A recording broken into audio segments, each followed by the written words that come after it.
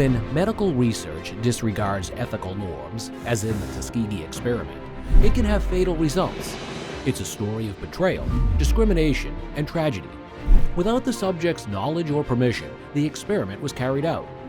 This meant that even after a cure for syphilis was found, the men were not notified that they had the disease and were not given the appropriate treatment. The men's health deteriorated drastically, and the disease was unwittingly passed on to their families. What happened to these people and to their families as a result of the Tuskegee experiment's lack of informed consent and ethical oversight is terrible. Now, let's dive into the specifics. Before that, let me remind you to hit the subscribe button and turn on notifications so you'll never miss a video from us. What was the Tuskegee medical experiment? The Tuskegee medical experiment was run by the U.S. Public Health Service in Tuskegee, Alabama from 1932 until 1972. 600 African-American males, mostly poor sharecroppers, were enlisted for research to track the course of the disease in its untreated form. Even though penicillin had been the standard therapy for syphilis by the 1940s, the men were not notified that they had the disease and were not given the proper treatment. The study was undertaken without the participants' knowledge or permission in order to observe natural disease development in untreated people. In retrospect, however, it became clear that the study was conducted to support treatment initiatives for African-American males by investigating the disease's long-term consequences. Public outcry and a congressional probe followed the 1972 press revelations about the Tuskegee experiment's immoral methods.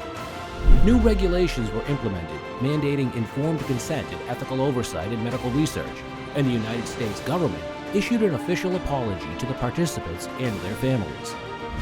Tuskegee Syphilis Study included 5 unethical flaws. The Tuskegee experiment was a botched medical study that endangered and ultimately killed its participants. First, they didn't diagnose the participants with syphilis or offer them treatment. Because of this, they were unable to give their fully informed consent and make well-informed decisions about their health. Second, the participants were not given the freedom to make decisions about their own health care. They were not given adequate information about their situation to make educated choices. Third, they were dehumanized and studied like lab rats because of the way they were treated. Fourthly, several of the study's subjects experienced unnecessary suffering and even death. Finally, racial bias and social injustice played a significant role in the planning of the study.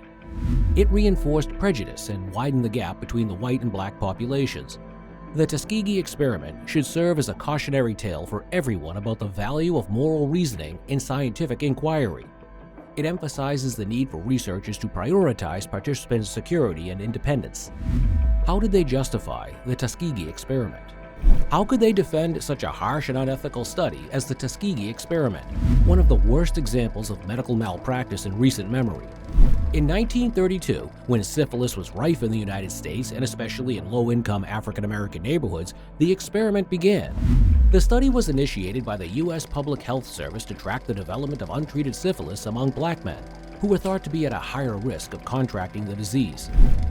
There was no treatment for syphilis at the time, so scientists thought that watching its progression over time was their best bet for learning about it. The study's justification was that it would help get African-American men who were suffering from syphilis into treatment.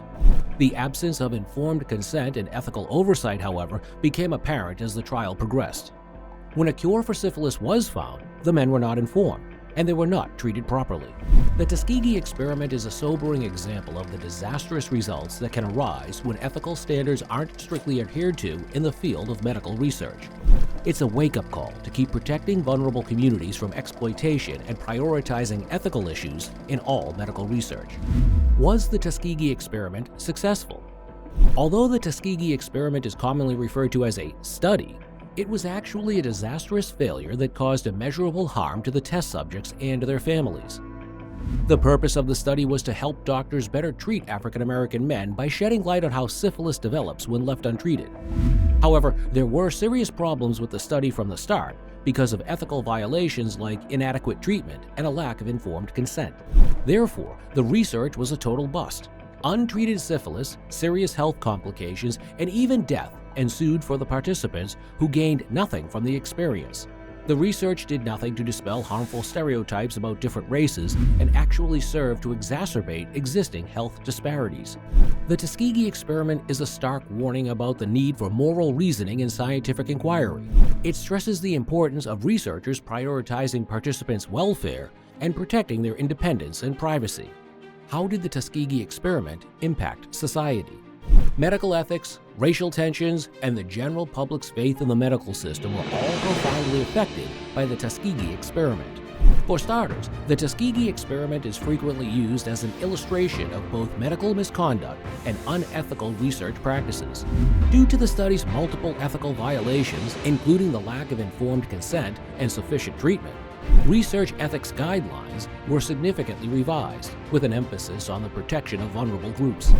Second, the Tuskegee experiment brought to light the necessity of addressing systemic disparities and the continued legacy of discrimination in healthcare.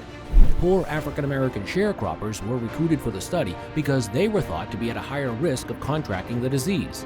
The study widened the gap between white and black communities by reinforcing negative racial stereotypes. Thirdly, the Tuskegee experiment damaged people's faith in the medical system, especially in African-American neighborhoods. When the study was made public in the early 1970s, it sparked widespread outrage and eroded trust in the medical community. The tragic results of the Tuskegee experiment show how important it is to adhere to the highest ethical standards when conducting medical research. It stresses the significance of adhering to ethical norms in all areas of medical research, but especially when dealing with vulnerable populations. How many people died in the Tuskegee Syphilis Study? Many people died as a result of the Tuskegee Syphilis Study, a medical experiment that lasted more than 40 years. The study subjects were purposefully not given proper care for syphilis during the trial. Many of the test subjects became blind, became paralyzed, or even passed away as a direct result of the experiment's exposure. Untreated syphilis was a contributing factor in the deaths of at least 28 research participants, while the exact number of fatalities is unknown. Many of their spouses and children also were infected. Therefore, it affected African American households across multiple generations. The tragic results of the Tuskegee Syphilis Study demonstrate the importance of adhering to the highest ethical standards when conducting medical research.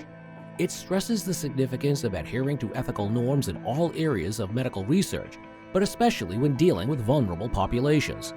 Who reported the Tuskegee experiment? The Tuskegee Syphilis Study was a horrifying example of medical negligence. Over 40 years of the study were wasted until some brave souls finally spoke out against the unethical procedures. A young journalist named Jean Heller in the early 1970s was given information on the study and began looking into it. The Washington Star, a prominent American newspaper, ran her account of the Tuskegee study in July 1972. The public outcry was high, and lawmakers looked into the matter as a result. Peter Buxton, a former employee of the Public Health Service, played a significant role in revealing the Tuskegee study because he had voiced concerns about it as early as 1966. He tried, but the research went on for years longer before it was revealed to the public. These courageous people were instrumental in exposing and ending the Tuskegee Syphilis Study. Research has highlighted the necessity for ethical considerations in medical research and the need to speak out against injustice. The tragic consequences of violating ethical norms in medical research are starkly illustrated by the Tuskegee Syphilis Study. We must draw lessons from this bleak period in history and work tirelessly to prevent similar atrocities from occurring in the future. Protecting vulnerable communities from exploitation and making sure everyone involved stays healthy and safe are top priorities. In addition to highlighting the importance of addressing systemic inequalities, the study draws attention to the persistent problem of discrimination in healthcare.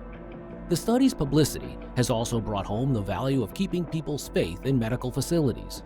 We must do something now to ensure that medical research in the future is conducted in a fair and equitable manner. Human autonomy and decency must always be prioritized in all facets of medical research. Let us remember what we learned from the Tuskegee Syphilis Study and use that knowledge to create a better, more moral world. And don't forget to like, share, and subscribe for more content.